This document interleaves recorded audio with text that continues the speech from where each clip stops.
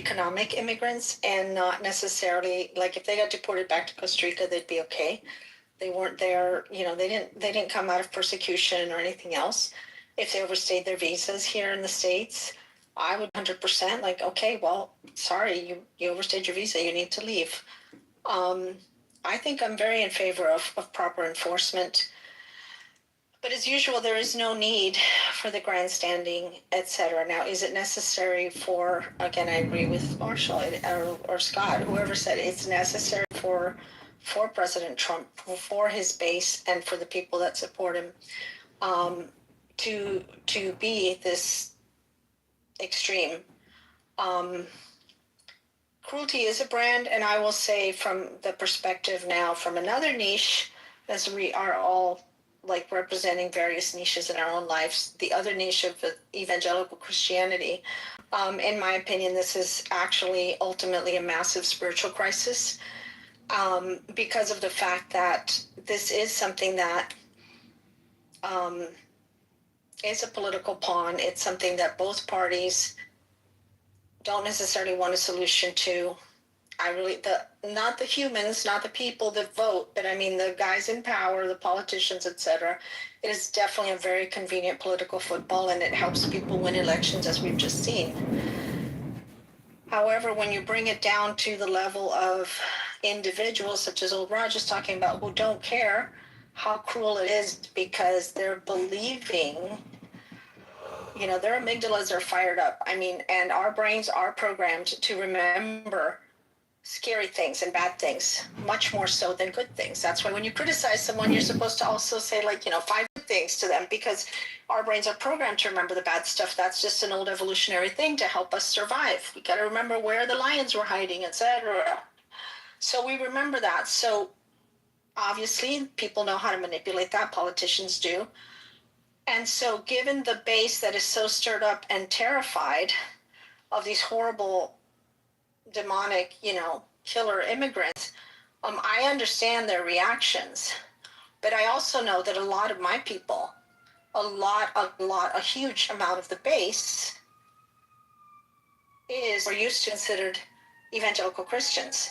And so for me, it's a massive spiritual crisis, because where it used to be that cruelty was not a good thing, where we did actually believe in turning the other cheek, now there are literal discussions all over Twitter, and as I call, they're known as the Theo Bros, but these hypermasculine guys and the whole movement toward hypermasculinity, that is something, I feel like that's almost the death throes of, I'll use an overused term, but the patriarchy, but let's just say the hypermasculinity and all of this is everywhere now. And so you've got people from evangelical Christians, etc., who are now actually even looking down on Jesus because of the Sermon on the Mount and how soft he was. So I think we've really lost our way, and that is terrible, and that is cause for despair and for weeping and gnashing of teeth, in my opinion. At the same time, I have deep faith that there is a reckoning coming. And when the reckoning comes, it's not going to be pretty. It's going to be quite difficult. But things like this, DuPont story yesterday, they do run their course, and I am trusting that there's not too much that's done. Well, much has already been done, but yeah, actually, no, I cut back. There's a lot of damage already done. I just am trusting that some things change sometime soon, at the very least in the next election, because this can't continue. The level of cruelty is, and I think so many reasonable, rational, independent people would be in favor of stronger immigration enforcement. It just doesn't have to be the way it's being done now, which is deliberately cruel. Ultimately, unfortunately, the Trump administration doesn't actually care about drugs, as we've seen with the recent pardon of this massive drug kingpin, the president of the ex-president of Honduras, who helped bring in probably 400 million tons of cocaine to this country. It really is performative, but I have faith that some things are going to happen and some things are going to change. Thank you. Thank you, Barbie. We'll go to Linda, followed by Tiger. Hi, everyone. Good evening. This is a special topic for me. My dad is a naturalized citizen. He's an immigrant. He came here in 1980. So there are a lot of things said right now about Somalis. That's where my dad's from. A lot of people don't know that the country actually split. So my dad lives in the north area. But yeah, growing up being a product of an immigrant, there's challenges and so forth. Like, yeah, what did your father do, or what does he do here in the United States? He lives in Somaliland. He has dual citizenship. He teaches mathematics and computer sciences. He's a high-level program. He's living there, not in the United States? No, he lives in Somaliland. He's been living there since 1996. So yeah, I just wanted to say that my husband's he's an immigrant as well, and half my family, all my siblings are naturalized citizens, as well as my stepmom. So I think that there is definitely like some kind of war on immigrants. There's a lot of xenophobia going around, but this cycles every so many years. So it's these things I have heard are not new. It's just, I think Trump is just doing it openly. I think he's trying to intimidate. I really think it's a lot of scare tactics. I think if you're here undocumented, you run the risk of being deported. If you don't have your documentation to be here, I think most of them know that they can be deported. But the ones where they're like ripping people from the kids and people are like disappearing, and the lady that got tackled by the ICE agent. I mean, the people that are getting picked up at their interviews, I think it's just overkill. And I just think he's just going just overboard. And I just think it's creating some situations that don't need to happen. I think the way it makes us look to the world. I'm concerned about for Americans that do live overseas right now in other countries, how they might be received, and I don't know if he's considered that. And the last thing I want to say is too, I just worry too about safety. I don't know if everybody can handle what's going on. Some people don't have the mental capacity, and sometimes I wonder, how someone would react, because I work in human resources, so I've had to let people go because they didn't have the proper work authorization documents. I do that on a regular basis, and like I said, some people they all know, and they know that they can't work without their documents. But some people, I just worry about some people's mental stability with all this, and I don't want to see somebody like just go ballistic or something or harm people, and that's all I want to say. Thank you. Thank you. I just asked ChatGPT for a list of notable Somalians who have immigrated to the United States. And why did I ask the question? Because none of them have contributed to this country, according to the president. And when you make an absolute comment such as that, it only takes one exception to make that comment irrelevant. And according to ChatGPT, and I'm going to jettison the politicians like Ilhan Omar and other people who have been elected to office, most notably in Minnesota. I'm not going to talk about them. I'm going to talk about people who you can say contributed somewhat to our country. I see that there's an Academy Award-nominated actor. I see that there's an international fashion model. I see that there's an award-winning poet. I see there's a Grammy-nominated musician. I see that there's a world champion athlete. I see that there's a U.S. government official and philanthropist. I see another author. Ready to pay up. I see educators. I see writers. I see more musicians. Why would a president of the United States take any subset of our nation and malign the entire group and say they haven't contributed, or none of them have contributed to our society? I want them out. that part of this war on immigrants, I want us to, if not comment on, people don't have to comment on it. They can if they want. I just want folks to think about that. Gary, Yes, go ahead, Linda. Can I say something? And I think that's what's hurtful, because my dad, when he came here, he paid his entire way through college. He saved all of his money. So he paid his entire way. No one paid for him.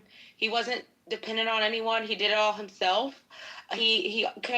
He learned English fluently, speaking it. When they say people don't speak English, my dad speaks and writes English. He can quote Shakespeare. That's how well he speaks English. My father has helped so many people in the African American Black community. My mother's Black American.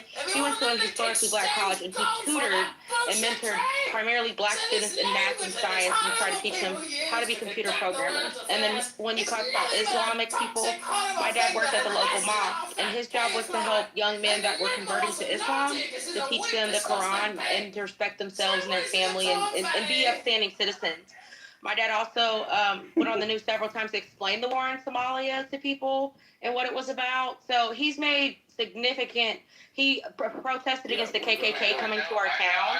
So he's made significant contributions as an immigrant. So when people say those kind of things, I think they just don't know where people are coming from. And I want to make this important point and let someone go. When you look at someone or their picture, I think people don't understand. You make 7 unconscious biases about someone. So you make 7 assumptions about someone that you don't know.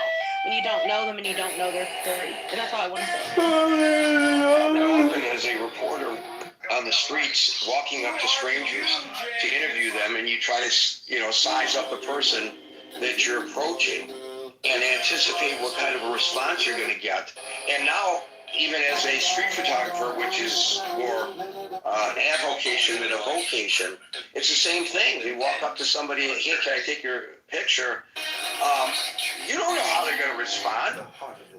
You have no way. You know nothing about that person. But it's not just people making these assumptions. We're talking about the President of the United States, and I think it's apropos to single this out as example because it ties into this whole war on immigrants.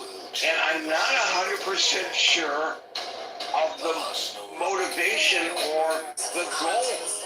Is there a motivation? Is there a goal to making these kinds of absolute comments about, as he did the Haitians in one town, and as he's saying about Somalians in total in the United States? Is it that he's got so much hate in his heart and he's expressing it? Or is there another, and I don't want to believe it about him, or is there enough motivation or a goal that we don't see?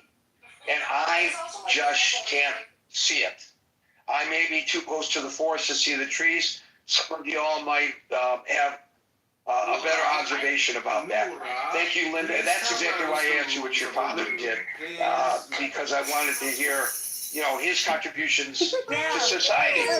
My dad said the 2 happiest moments in his life was the day I was born and the day he became a citizen. I was there when he got naturalized, and the tears coming down his face, and that he was proud to. He said, "I'm an American. I'm an American," and he says, "America." He used to say all the time when I was a kid, "It's the greatest country in the world." And he would say, "It's the greatest concept in the world that these 50 states come together under one nation, that we have laws and rights and freedoms." My dad used to say that all the time because he came from a country where there was one dictator and you had no rights, you had no say, and things like that. So I just want to say that.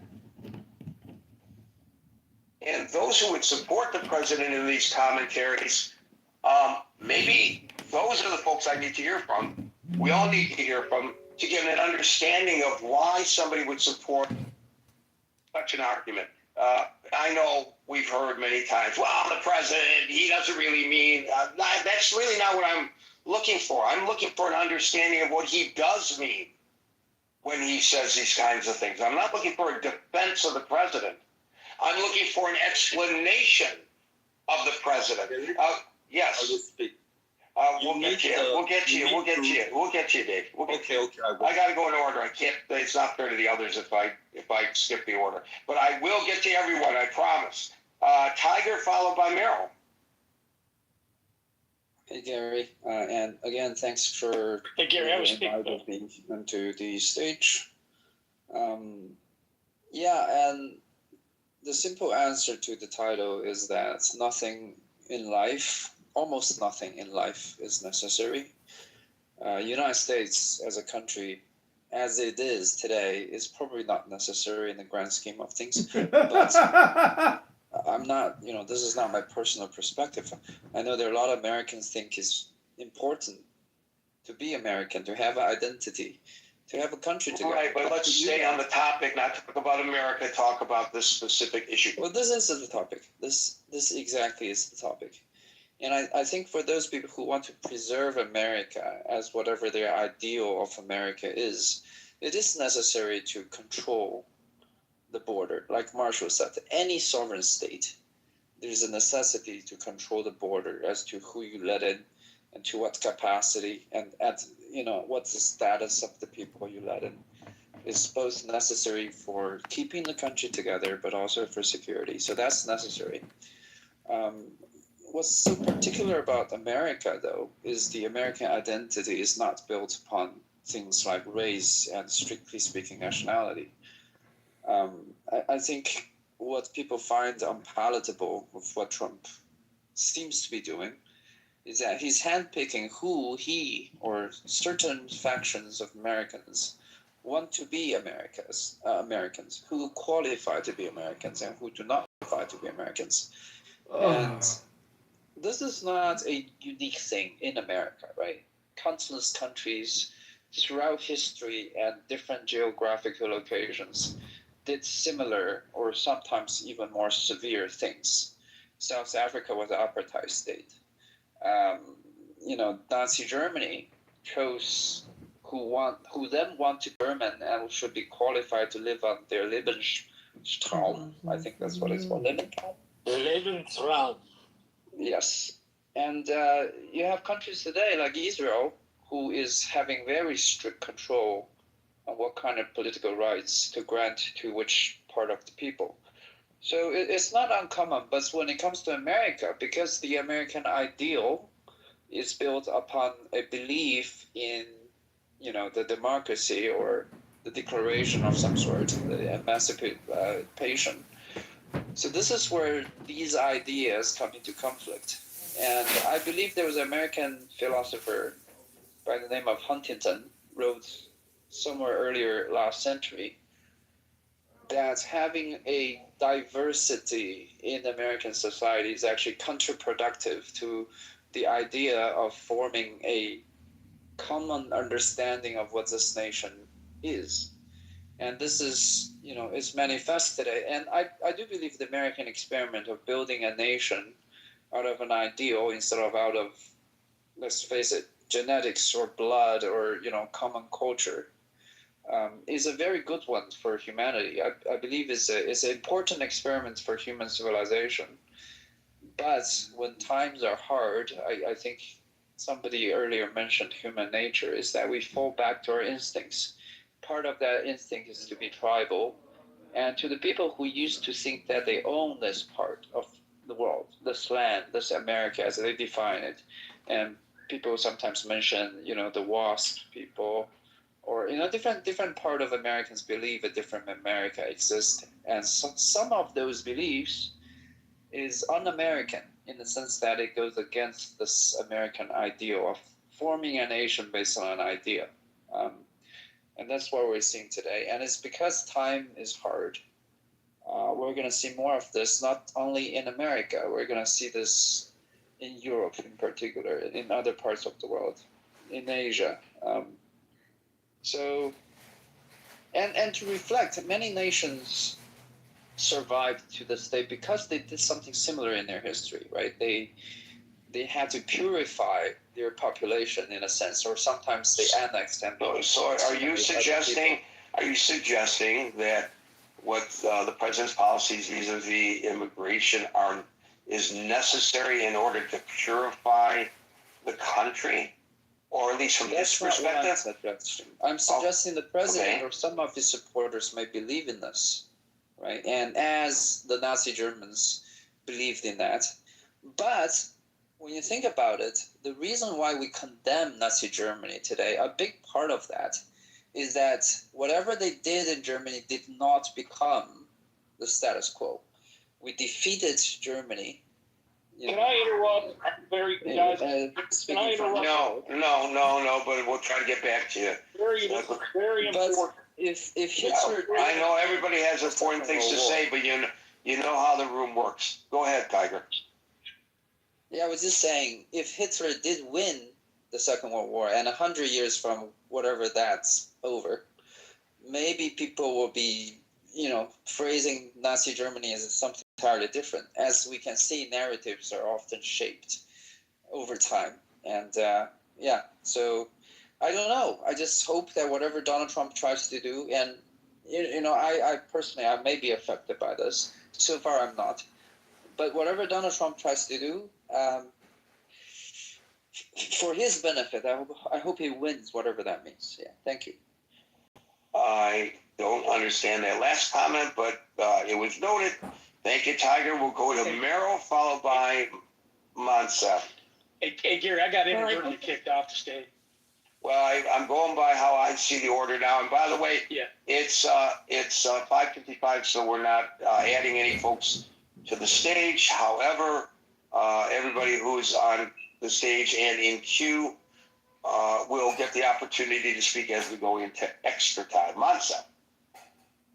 No, it was me. You're correct. I was doing a little housekeeping because somebody come down late. I let Monsef go ahead of me, but I... No. Okay. I want you to go next. Thank you, Meryl. And thank you for your patience, Monsa. Go ahead, Meryl. I don't think I can help you, Gary, because you were looking for looking beyond the forest to find something in Trump that I can't find. I don't even think exists. I will go even further than Scott. He is a cruel person. I believe he's a cruel person. Does his base like it? Yes, they do. But I don't think that changes anything. I think that he is plain simply, his personality disorders include being cruel. And regarding immigration, this isn't a man who just hates immigrants. He wants to make people immigrants. He wants babies, people that are born in this country. He wants them deported. He doesn't want them to have citizenship. They're born here. The Constitution says they are American citizens. He's fighting that. He doesn't want that. He doesn't care about DACA. And the DACA people, they do things that are so far superior sometimes than some of us do, us American citizens, in order that they be able to stay here. They join our military. They have to. They have to either go to college or join our military. And they do. And Trump doesn't respect that. Think of the Gold family, who he ripped apart in his first term, whose son was killed fighting for our country. He doesn't. I think the only immigrants he likes maybe are in the Miss Universe contest when he handled that, and the wives that he married, and probably their families who he wouldn't let other immigrants' parents come here because he was against that. So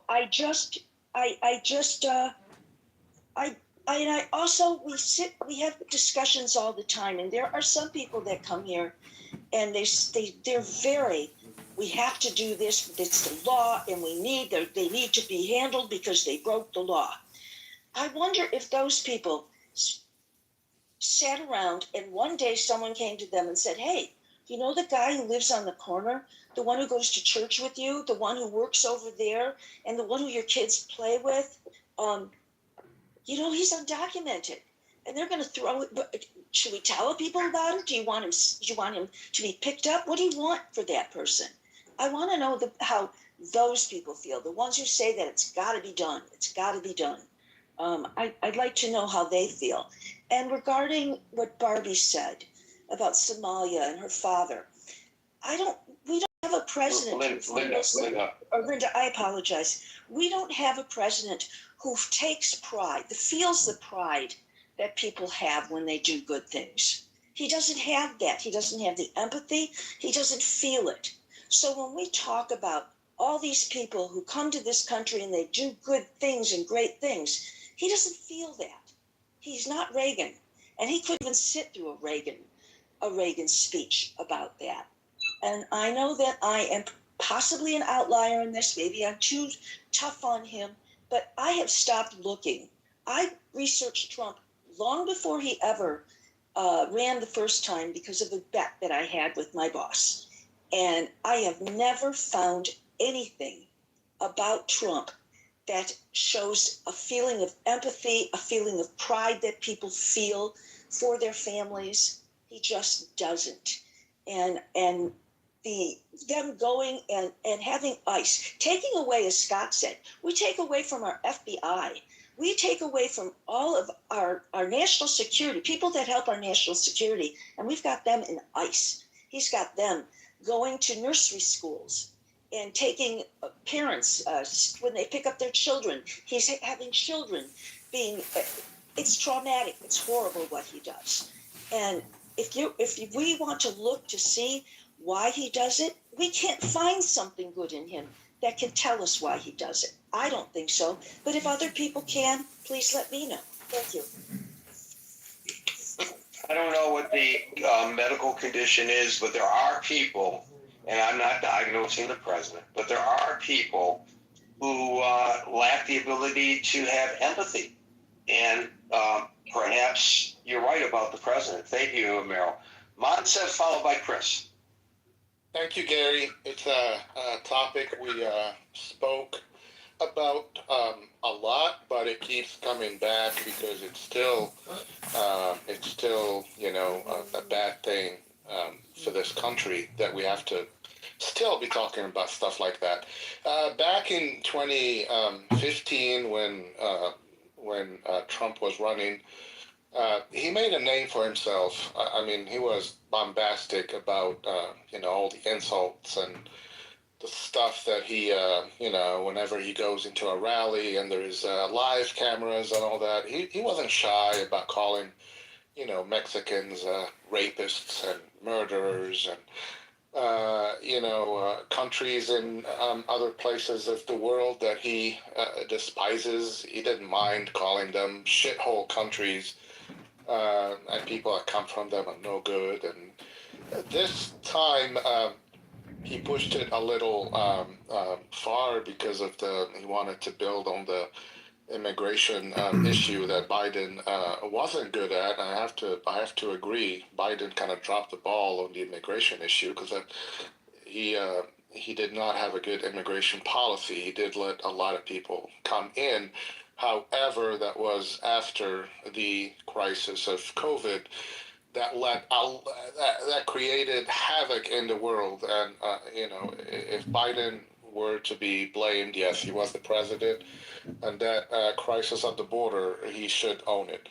But the reason that I always keep repeating that Trump's message got so popular, and it was a populist message, is because people perceived it as a brave man saying stuff that people were whispering amongst themselves in safe crowds, little bars and stuff. And I was privy to a lot of shitty conversations when people don't know that your name is Moncef, and you just, whether it's at work or your local bars and all that, and whether it's about black people, Mexicans, or whatever, but these conversations were taking place in the United States. I mean, we are a country that we're still deal with a lot of these problems. There was a lot of racist commentary between the people and all that. So here you go, there's someone that wants to be, the president, the chief, the leader, and all that, and he's not shy about calling. Over-calling, exaggerating, saying that anyone that kind of Mexicans are, rapists and killers. And it's like, hallelujah, this is what we're thinking about all along. He even pushed it further. I think it was in the last election, he said, they are poisoning our blood, and that is straight up. I mean, anyone that keeps saying that Trump doesn't have, shouldn't be compared to Hitler. This is a very Hitlerian speech. Poisoning the blood of the country, mixing of the blood is no good. The beautiful white people, that he adores, that he keeps marrying, are going to be tainted with the Mexican and the African blood and all that. And that's somehow finds a good refuge. I guess a lot of people like that message, which is the scary part of the United States, which is something we have to work on. But this is why, and he's not stupid. He saw that it was a popular message. He saw that a message like that can get the crowds riled up, can get votes, can get people, behind him, and he did. Except, he took it a little further, and it became, even if he was just doing it to get elected, the more he goes into the xenophobic kind of rants, the more he shows that, the guy really has issues. The way he was talking yesterday about, American people serving in Congress. I don't care about her ideology, but she's an American, whatever her name, Ilan Omar, I guess, from Somalia. And she was just, he was just talking about her as if she was elected while she was in Somalia. She was elected to Congress after, she became a U.S. citizen. And one thing that we love about this country is, U.S. citizens are all the same. Americans are all the same. There is not, there's not you don't get to, I guess, claim privilege because we all pay the same taxes. We all contribute the same way. A lot of us contributed more than others. I got people from my community. I am a dual citizen that have served in the army. I got a friend that was a Moroccan American friend, a dear friend of mine that did 2 tours in Iraq. He died after his 2nd tour, and he was a proud American. And if we were to go by the classification of where he came from, I guess you would call him someone from a shithole country. But he did offer more than, a lot of people are calling names would offer to this country. I keep saying the same story every time, but the First Lady of the United States was an illegal immigrant for a few months. She did come under a contract that did not, a visa, a tourist visa, and then she decided to work, which is illegal. Her visa expired. She didn't have a work permit. She only got, I guess her papers only got settled after she got married, which based on today's laws, they don't even let you do that. They send you back to the country where you violated the visa requirement from, and then you apply for your marriage visa, whatever that K9 or whatever it's called, to come back. But she wasn't doing that. You won't hear that story being talked about and frowned upon by the Republicans and say, well, she didn't really set a good example because she didn't follow the immigration laws herself. And now she's the First Lady. But, from the economic standpoint, it will be, even if these 20 million people, like he says, I don't know if it's 20 million that came in the Biden administration, that would be a huge... about 6.5. Yeah, exactly. Even if you ramp up all the people that are here illegally and kick them out, that would be a huge blow to the economy. It would not be a good thing. There is a lot of a lot of things that these people are doing that American citizens or whatever have just given up. They're not. I mean, people are not looking to go pick tomatoes and lettuce. I'm not saying that immigrants, that's all they do, but economic immigrants with no papers, a lot of them, that's the jobs that they end up doing because of the situation. And I live in Florida, and I do construction lending for a living, and a lot of job sites that were try to ask, like, how come the projects are not going up on time? And all the same question comes back, is that we can't find enough people to work, and because I mean, immigrants were a huge part of the construction business in the state. So even, even if it's a problem that needs to be solved, propose a solution that's not going to have a blow to the U.S. economy. That's all I have to say. Thanks, Gary. So I got a question for you. And it's something I've been passing back and forth in my head. I don't really if you've been here for 20, 30, 40 years, I feel like deporting you'd be cruel. But say you got here 5 years ago and it took the court 5 years to process all that stuff, and you still get a lawful order of deportation. Are you amenable to the move of enforcement, or do you think enforcement is something that has to fall by the wayside?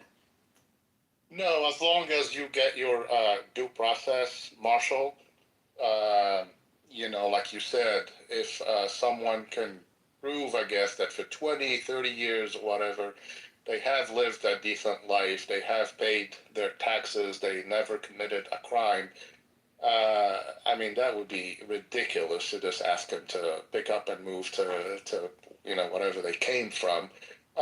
When you're here and, I guess, if you're caught and you're like 3, 4, 5 years, you are running a risk that your situation is not legal. So unless there is, a government should be smart enough to think that, well, if someone has been here for 5 years and they have contributed to society and all that, is it really fair to treat them as someone that just was caught at the border yesterday and it's going to be sent back? Should some kind of amnesty be applied? I'm talking like this because a lot of countries in Europe took this route because it was beneficial to society over there in Spain, Italy, sometime in France, but Spain was the leader in this because of all the African migrants from the southern Mediterranean coast. It was an amnesty law, but you have to prove that you are contributing to society, you do have a job, you are serious, you're not into drugs, you're not into whatever. Because at a certain point it does become something that you have to treat. Yeah, there is the law, but then there is also a lot of things that you can do. There is amnesty. There is, everyone's situation is different. I do have to mention here, Marshall, that looking at all the, the data from, the immigrant populations here, it's the lowest levels of crimes. The most crimes in the U.S. are committed by Americans, especially when it comes to murders. And even when you hear that they released a bunch of people from jails and they committed, most crimes are not committed by someone who just fled. Costa Rica last year. Most crimes statistically are committed by U.S.-born, natural-born Americans. So even taking that route that we're cleaning the country from the criminals, it doesn't make statistically doesn't make any sense. I apologize. Up, Gary. I have something very urgent. The entire room next to me. All right, Rod. Go ahead. Oops, we lost them. Thank you, Monsef. We'll now go to Chris, followed by Brian. Hey, Gary, what's going on? Hanging in here, my man. Hanging in. Gary, this might be the first topic that you didn't add a little space for me to say the Epstein files didn't really share. Just a heads up. This wouldn't be the the veil over the Epstein eyes, but this is just another. No, I'm this is a bringing great this topic. up. It's not the president. No. This is a great topic. I'm just saying this is the first time that you made a room that I couldn't just sprinkle a little bit of that truth about the Epstein files that did not be released. And I did want to say it, but let's move on to the topic. So is the government war on immigration necessary? Obviously, no. We do this every day, Gary. No, straight topic, but no. We know what immigration does for our country on the positive sides. We even know that they're not as much as criminals, rapists, and robbers as we've been told because of the statistics that eventually one day may disappear. So we understand already that that's just a fabricator that he's pushing to a base. Now, I don't remember which guy said it, but he said he works with about 200 people that would live and die for Trump, believe anything he says, and believes he's not going far enough. Guess what? That's this country. I hate to say it, my brothers and sisters of Caucasian descent on this stage was right there on the edge of saying what they needed to say. And I'm not saying anybody said anything wrong, but I am saying that you guys just refuse to say that this man is pushing a white nationalist movement across this country. And it benefits you guys. So yeah, he's not saying, hey, we're going to go get the Irish. We're going to go get those Jewish people out of here because they're immigrants. We're going to go get the Russians because they're immigrants. No, he's speaking about brown people of places that he know there will not be any white people. Oh, except Afrikaners. Afrikaners are the only people available to come in this country right now. Outside of those other brown countries, white people from brown countries. So again, we're going to keep speaking around it, and that's going to keep giving him room to move within the room to the realm. Communist queen, the until he starts speaking tamale. directly about, you know what, this is a white nationalist movement. Why does he not want any brown people in this country? Why does he keep telling us that only people are doing bad things or criminals are the rapists and the robbers of the brown countries? I get it. It's hard to take a mirror and say, you know what, I'm not like him, or maybe I have opposing views, but some things that I do agree with. But you have to be able to look at yourself and say, hey, that's not right. Even though I'm on the side that he's working for. He's not doing anything wrong to me, my cousins, my uncles, my Democratic cousins who argue all day with my Republican uncles. He's not doing anything to those people. He's only doing things to the brown people. We have to remember, those fruits on those vines did spoil. They still went to the grocery store. You know how I know? Because I bought strawberries. I bought grapes. I bought blueberries in packages with mold, with brown spots inside your strawberries, because those things weren't getting done. They have already affected the American people.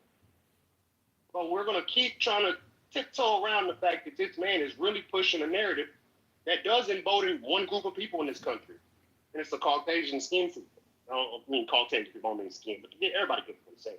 Now, I'm not saying you guys are wrong and you guys need to be tarnished from the country or held banished for not standing up and realizing that you actually are being part of the issue of not speaking directly to what we're all seeing.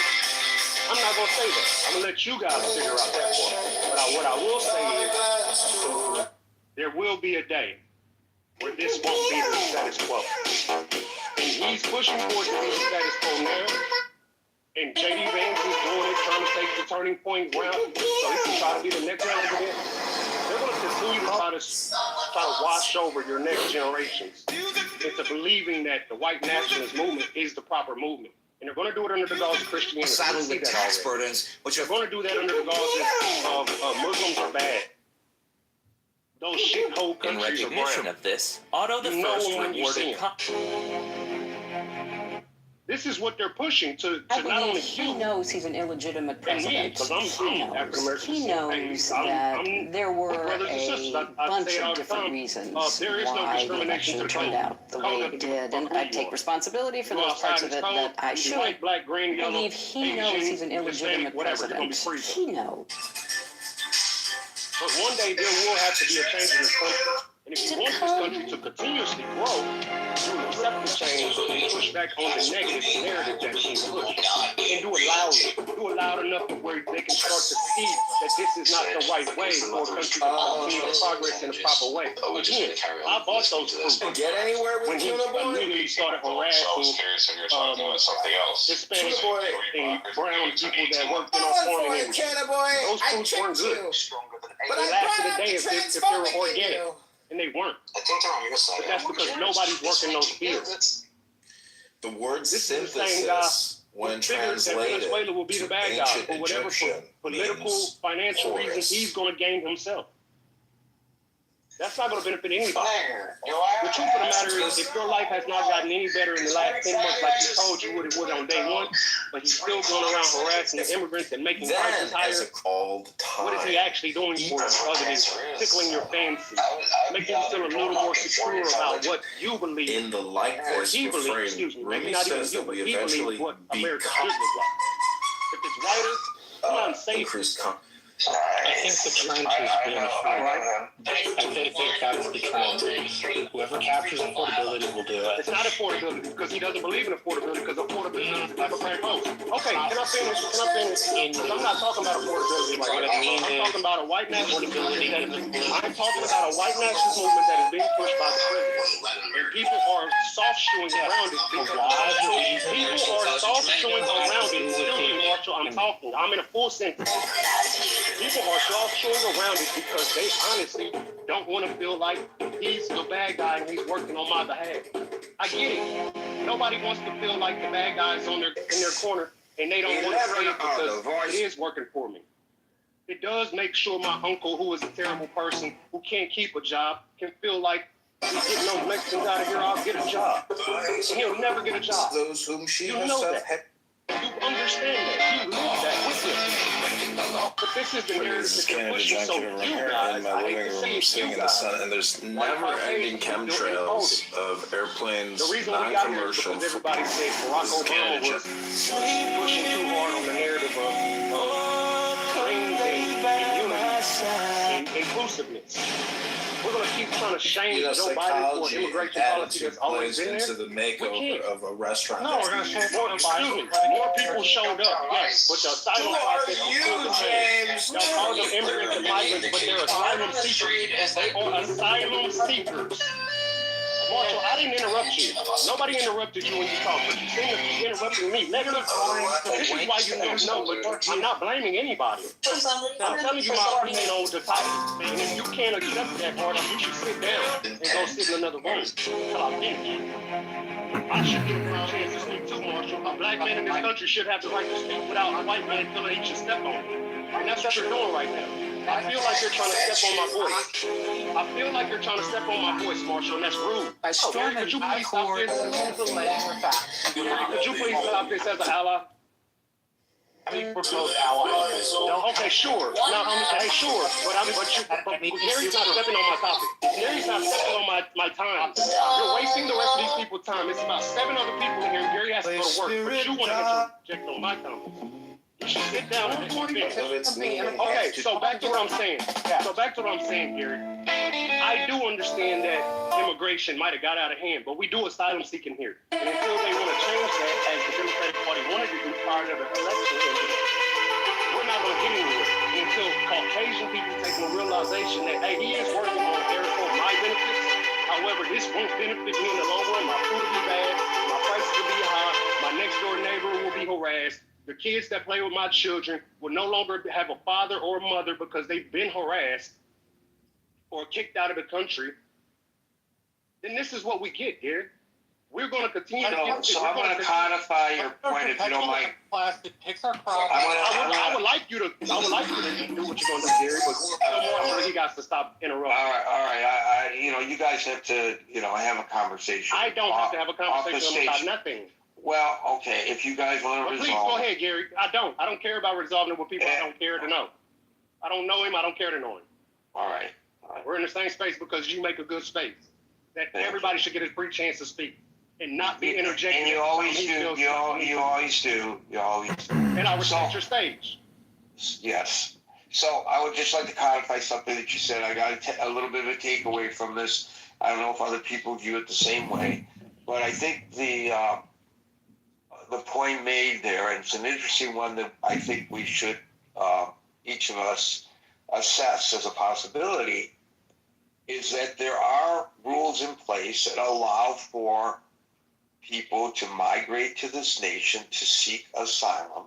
Those rules are on the book. I say rules because I don't want to get hung up in the semantics of the laws and the treaties, because there's an overlap there, but there are rules in place. And we may have a president, as this is what I'm hearing Chris say, who disagrees with the rules. But he can't change the rules, so he changes the manner of operation to circumvent the rules. That's an interesting concept to consider. So if we now scroll back to the top of the room, is the government war on immigrants necessary? Perhaps to the president and his supporters, what Chris just suggested, the answer is yes. It's necessary to circumvent the rules. That's an interesting possibility that I am going to contemplate, and I want to thank Chris for putting it in my mind. Brian, followed by Andrew. Hey, thanks, Gary. I think I'll provide the counter argument or take the hits as the supporter of this, saying that I think the war, strong term, but I think the pace is the way I would phrase it, is necessary, because you only get a certain amount of time as president to enable your policies, and we see that the Democrats, the left, are actively trying to slow him down with lawsuits, with different activist tactics, creating a bunch of chaos and confusion. So I think what he's realizing is you only get a certain amount of time to get as many people out as possible. They're not going to be able to accomplish that at the same rate at which they were let in. So it makes it seem like they're cold, they're heartless, they're mean, when really he's just, I think, facing the reality that, let's say, if he loses the midterms, loses the House or the Senate, then a lot of his policies will get further delayed. So he'll have to use the courts, and that takes time. So it's So really let me a little bit pace. of understanding the point you're making. And so you're saying that the fact that we have so many immigrants in the country is an impediment to the policies and affects the midterm elections adversely to the Republicans? What I'm saying is Trump needs to act quickly to get these people out, because if he loses the House and or the Senate, And he's I constrained by law. He's constrained by U.S. law to a process. He's not just allowed to put people on a plane and deport them to nowhere. That's not the process for proper deportation in our country. But he does. So yeah, I agree with you, Marshall. But that is what's happening. But I'm just asking. So I understand that he feels under time constraint to get done what he wants to get done. Well, what's the reason he's trying to get rid of?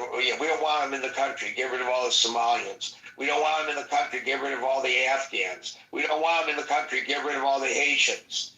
What's the reason behind all of what he wants to get done before the midterms, where he may lose control of the check and balance system, which he is now indemnified from?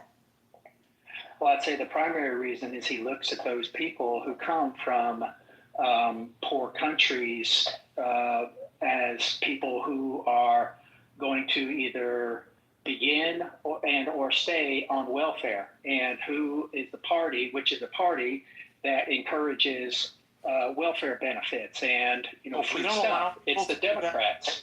So what he's doing is he's saying that the people who are You're not coming allowed from these once you apply to be on public benefits unless you're an asylee or you're a refugee recipient. By yet federal it law. happens. But yet it happens, right? No. You're saying You're saying it doesn't happen. What I specifically said was that there was a process. Are you saying that people who come in from other countries are not on SNAP, are not on getting benefits from the American government or the state level? No, that is not how it works. It is currently illegal to do that. It's been illegal since the big. You're not answering my question. Are you saying it doesn't happen? I am saying that when it happens, it is illegal. Does it happen? And it's been illegal for a very, long time.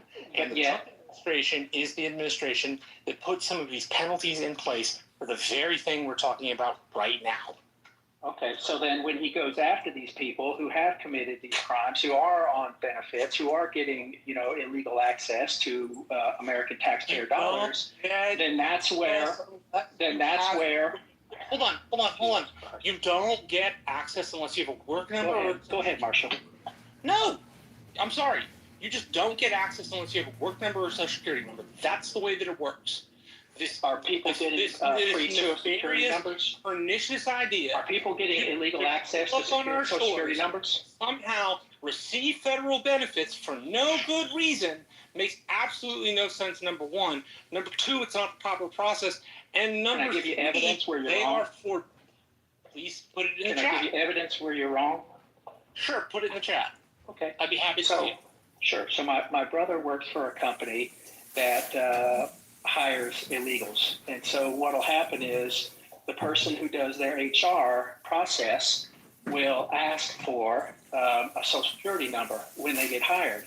And what will happen is she will say to this illegal, that social security number is not valid. Somebody else already has it. Pick another one. So then what happens is the person shows up, same person, shows up the next day with a different social security number that is not already in use. Which is currently illegal. You don't have to pass another law to enforce. If they're hiring that way, they're hiring that way, and they should be busted. I got a buddy who's also in HR and also does cold storage, and they check every single. So my point is, it happens. They check every if I could get back to my point. Line. Gotcha. So what I'm saying is, it does happen. It happens on a rampant basis, and so no, it doesn't. And you have provided no evidence to substantiate that allegation. None. Okay, let's say that this company is the only company in the whole country that happens. So let's take your argument that it doesn't happen, it's not rampant. But let's just say that when these people happen, what I said, hey, Jesus Christ, are we going to quibble over every sentence? Illegal, and so complaining about it as if it's this new thing that somehow magically appeared out of nowhere makes no sense, because it's already illegal to do. It's already a crime in the country. It's already a crime that President Trump made sure was a crime when he was in his first administration, and helped pass a bill the second administration to make sure getting federal resources from things like SNAP were a crime.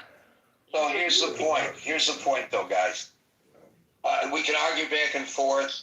Does it happen? Is it supposed to happen? Is it legal when it happens? Here's the whole issue with the president's approach, and I'm going to take it away from the SNAP program and point to his current, and I agree with you, Brian, it's a strong word, war. His current war on the Somalian population of the Twin Cities. There are, I had the number and now I lost it. There are 80 to 85,000 Somalian people living in the Twin City area. So let's take the lower number, 80,000 people.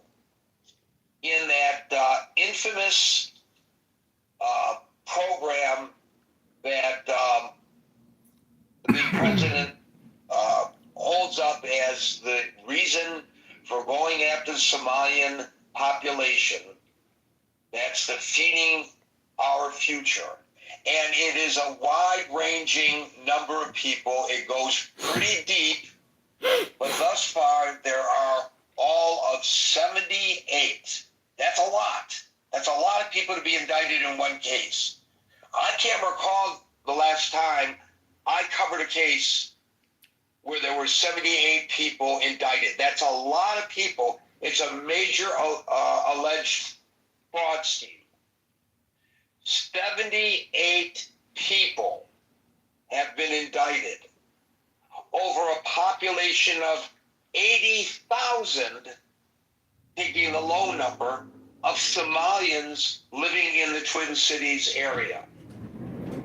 So I think what he does, and his proponents do, is they will take these examples, whether it's illegal immigrants who do not, as Marshall so correctly qualify, so correctly pointed out, do not qualify for being on a program such as SNAP or other welfare programs, but who are, and he will make the exception the rule. The exception becomes the rule.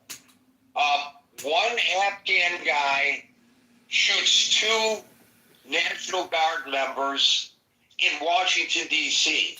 If you look at the number of people who came in on that program from Afghanistan during the Biden administration, a program which the president, this president, criticized for having missed people who should have been brought into the United States. He was in favor of more of them coming in, this president, at that time.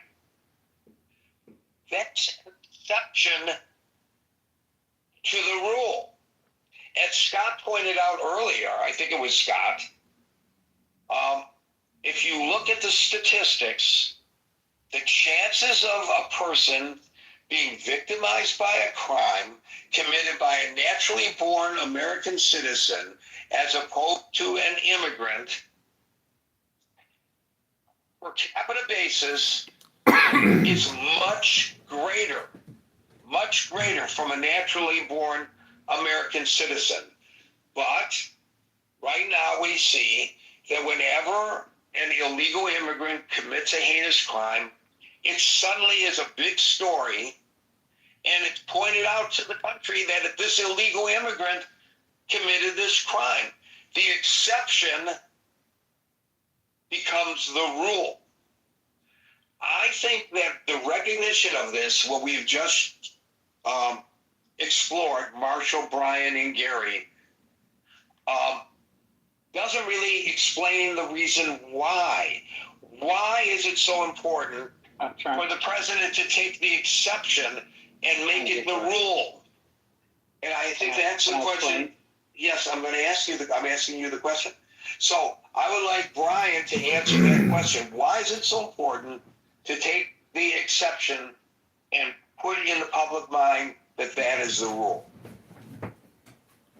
Because Trump, and I think a lot of his supporters, view this as an extension or an implementation of the cloud pivot strategy. So to me, it all revolves around the cloud pivot strategy, which is, if you're not familiar, in the mid-'60s, a couple sociologists basically said, if we are going to overthrow the government, if we are going to destroy America from within, we can't do it using the Soviet Union or, frontal assault tactics, because America is too strong, too economically and militarily powerful. So we have to destroy them from within.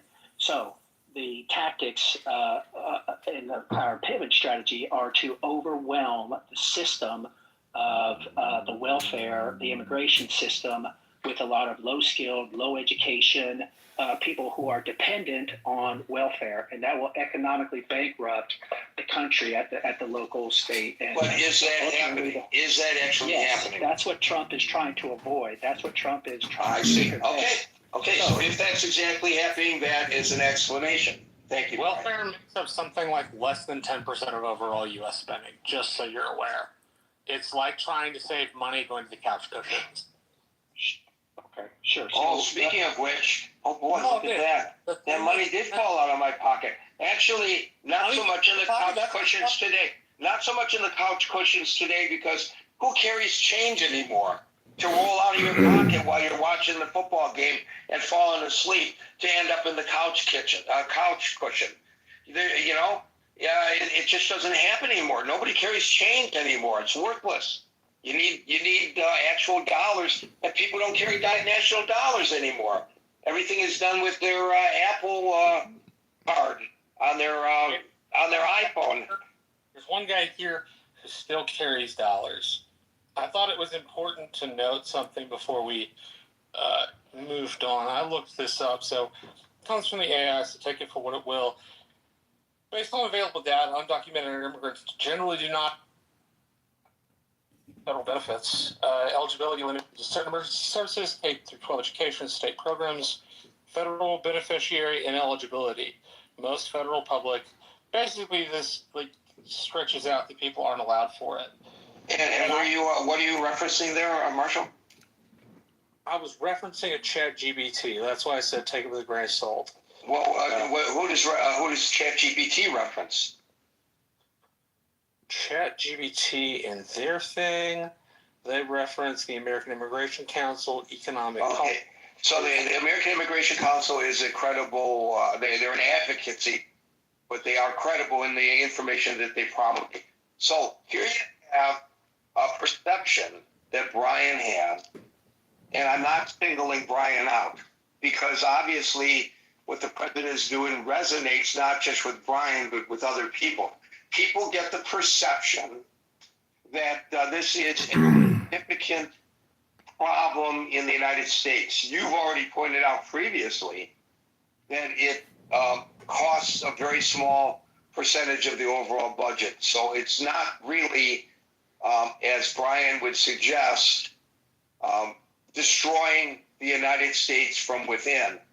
And there may be an argument to be made that it is a sign of strength when society takes care of people within that society. That's a sign of strength, not weakness. And so instead of tearing the country apart, it brings the country together.